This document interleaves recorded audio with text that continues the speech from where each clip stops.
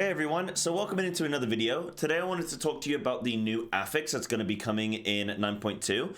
It's called Encrypted, and I wanted to just take you through it, show it off, show you what it does, and ways in which I think it might be able to be improved, and what I really enjoy about it so far. So I'll take you through it, and we'll just take a look. As well, make sure you check me out, twitch.tv/cybear_TV, and check me out on Twitter and stuff down in the description below. Check it out, follow me up on stuff, good stuff. Okay. So, the way the Affix is going to work, so it's called Encrypted, and I'll even give you the description here. So it says, enemies throughout the dungeon possess relics of the first ones. Destroy the relics to summon the first one's Automa and gain powerful bonuses based on the order in which they were destroyed. That's actually just a really good way of describing what is going to happen, right? So you've got these packs. You can see these orbs here on screen, and these are in certain packs of mobs. They're all over the dungeon. There's another one over there. There's one down the hill you can see over there. There's another one over this side of the dungeon over there. So they're all over the dungeon. And this is holes as well. So like there's a lot of trash that you don't end up killing. So in something like the other side, there's basically these orbs in like every single pack, more or less. So you're going to have a lot of opportunities to get these bonuses. But basically, it's kind of like a kiss curse, but the curse isn't really very strong at all. So if we actually look at what's happening here, so we've got these mobs in a 15. These mobs have between 400 and 500k health. These orbs have 90k health. So they are going to die very quickly in a pull, especially, you know, with mass AoE. So each one does a different thing. And depending on which one you kill first, you have to kill all three, but depending on which one you kill first is going to give you a bonus based on that one that you killed first. So the way it's all going to work is if you kill Vi, then you'll summon an Automa, which then when you kill that, and I think it has something like 300k health or so, when you kill that, you then get 25% cooldown reduction rate on your abilities and your cooldowns. So that's pretty cool. You then have Woe, which is going to, when you kill the Automa for that one, it's going to give you 20% haste.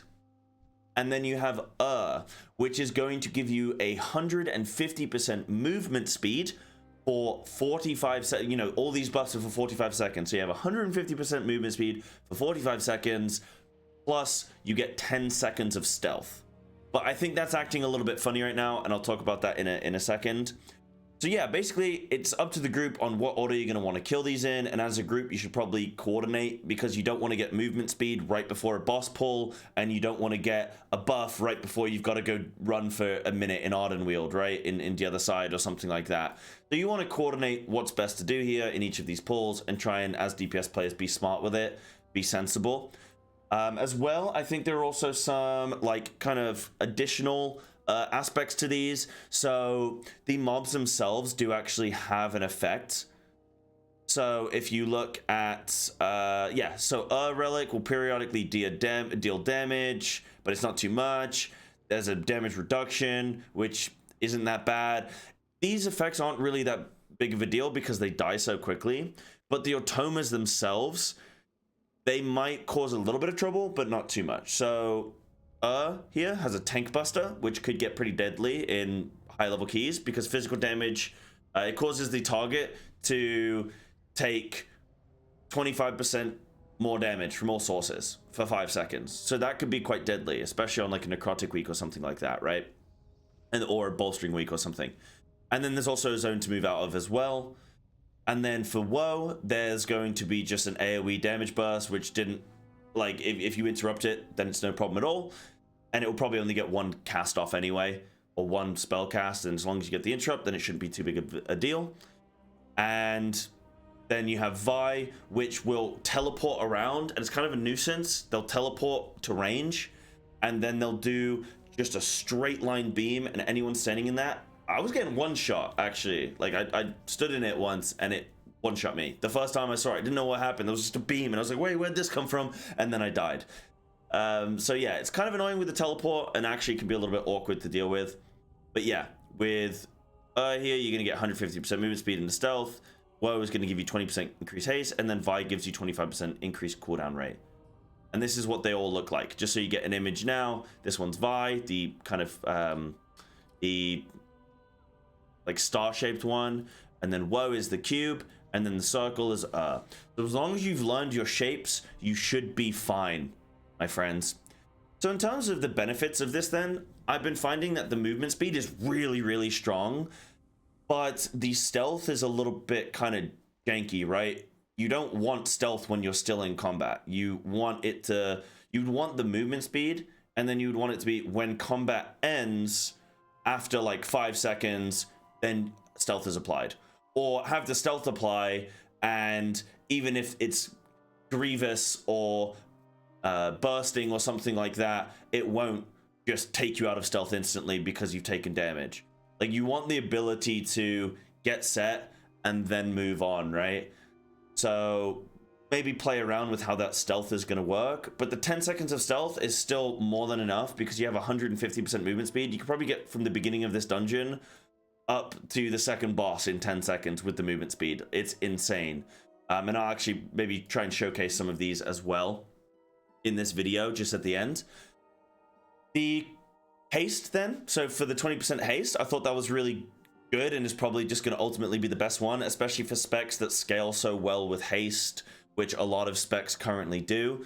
So it's basically like getting a bloodlust every single pull, and it lasts for 45 seconds, and these effects stack. So if you actually kill 2 of these Automas back to back, then you can get 40% haste for 45 seconds. So really incredible, and we should see some really cool stuff in the MDI and some of these high level keys when the pros start getting into them. And then Vi is the cooldown reduction rate, which doesn't really seem to be that good when I've been looking at it, because it kind of does the same thing as haste, but it's not quite as relatively strong, I would say. Like, the haste is just going to be the best one when it comes to DPS, and then you've got the movement speed one. So this Vi one doesn't, I don't really think that you'd use it too often. There might be some very specific specs that want this over the haste, but it's not going to be the majority of specs. And so as a group, you're going to lose out as a result if you're taking this one and nobody else needs it except for one guy, right? So I think what they could do, and this has been something that a lot of people have been tweeting out, a lot of like MDI players and top end Mythic Plus players, they've been tweeting these out, as well as on the Titanforge podcast. These guys will mention it as well. Maybe all of these, I've seen people say like maybe all of these could give the movement speed, and then one give the stealth, and it work like at the end of combat, which was kind of what I was mentioning. You've also got the cube where they're like, I think they're just cool with the haste. I think they say that's fine. And I'd agree. I think 20% haste is fine enough, especially since it stacks. But the Vi one could be something different. So the Vi one could be like a defensive trait. So it could give you damage reduction by a % amount or something. So you got kind of a movement speed or a utility, a DPS, and a defensive one. So, because that could be come in really handy and could actually allow for a lot of specs that aren't actually that. So survival, for example, on screen really struggles with survivability, which is ironic. But if you had more of a defensive trait and you killed that, then you could empower the survival hunter. Boom, we've got 20% damage reduction or something for 45 seconds. Great. And then you can get your DPS ones and go and kill a boss that would otherwise kill you. So this could be really, it would be really cool if they played around with that. I think all of them could give movement speed and you'd see some really fun dungeons. I don't know if that would be too OP, but I think that could be really cool to just have everyone just flying all over the dungeon and moving really quick and gap closing to that next pack and whatnot. And you'd probably be able to do some really interesting pulls, and it would make MDIs really fun to watch. They'd be super blazing fast, and it'd just be really interesting, I think. But yeah, I'll show off some as well of these effects at the end. I might comment over them, I might not. And yeah, I hope you enjoyed watching. Let me know in the comments your thoughts on the encrypted affix, whether you like it, whether you think it could be improved in some way or changed in some way, or what you're really enjoying about it. And yeah, I'll see you in the next one.